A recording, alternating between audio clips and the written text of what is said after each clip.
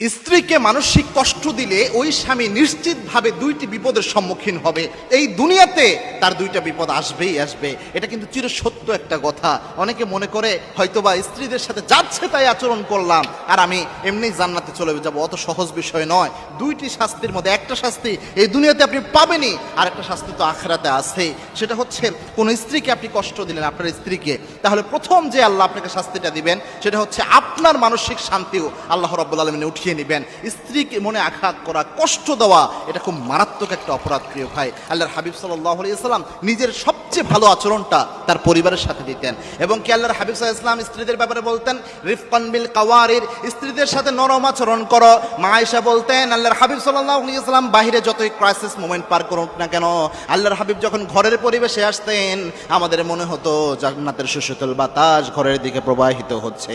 এবং কি আল্লাহ রাব্বুল আলামিন এই স্বামী স্ত্রীর সম্পর্কটাকে বলেছেন লিতাসকুনু ইলাইহা, একজন আরেকজনের কাছ থেকে মানসিক প্রশান্তি পাবে।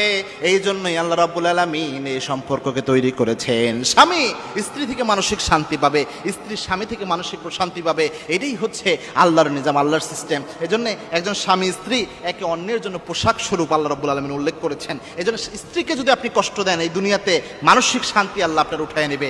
দুই নাম্বার যে শাস্তিটা আপনি পাবেন সেটা হচ্ছে এই যে স্ত্রীর উপর আপনি জুলুম করেন, কষ্ট দেন, তার চোখে পানি ফেলার আপনি কারণ হন, এটার কারণে আল্লাহ রাব্বুল আলামিন আপনাকে কিয়ামতে ধরবেন। স্ত্রীর প্রতিটি চোখের পানির ফোঁটা এটার হিসাব আল্লাহ রাব্বুল আলামিন in the day of judgement নেবেন। এটা খুব মারাত্মক একটা বিষয়। এবং কি স্ত্রীর উপর যদি জুলুম করা হয়, আয-যুলমু যুলমাতুন ইয়াউমাল কিয়ামা, এই জুলুমটাও কিয়ামতের দিন আপনার জন্য অন্ধকার হয়ে যাবে, আপনার আখিরাত বরবাদ করার জন্য স্ত্রী যদি আপনাকে আসামি বানায় এটাই যথেষ্ট হয়ে যাবে। এজন্য আল্লাহর হাবিব সাল্লাল্লাহু আলাইহি ওয়াসাল্লাম বলতেন খায়রুকুম লিনিসাইকুম, তোমাদের মধ্যে ওই ব্যক্তি আল্লাহর কাছে সেরা যে ব্যক্তি তার স্ত্রীর কাছে সেরা। এই কথা বলে আল্লাহর হাবিব বলতেন আমি নবী মুহাম্মদ আমার স্ত্রীর কাছে সেরা।